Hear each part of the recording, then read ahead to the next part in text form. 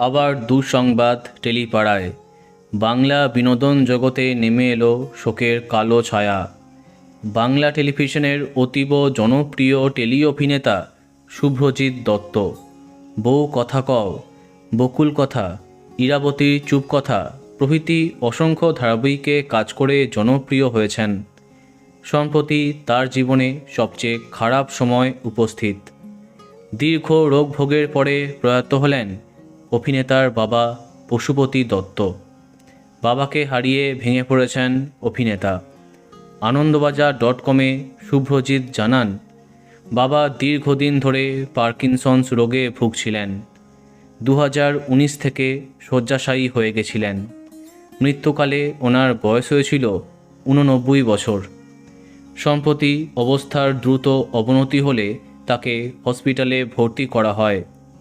শুভ্রজিৎ জানান, বাবা বারবার নিউমোনিয়ায় আক্রান্ত হচ্ছিলেন। এর আগেও একাধিকবার অসুস্থ হয়ে হসপিটালে ভর্তি হয়েছেন, কিন্তু প্রতিবারই সুস্থ হয়ে তিনি ফিরে আসেন। কিন্তু এবার আর ফিরলেন না।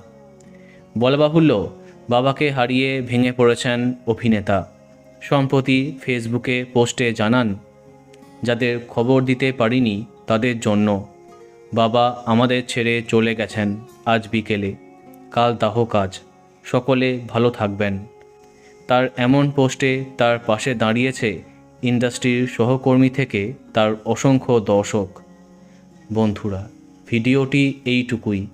বাংলা বিনোদনের অন্যান্য খবর পেতে সাবস্ক্রাইব কারেন্ট বস। ধন্যবাদ।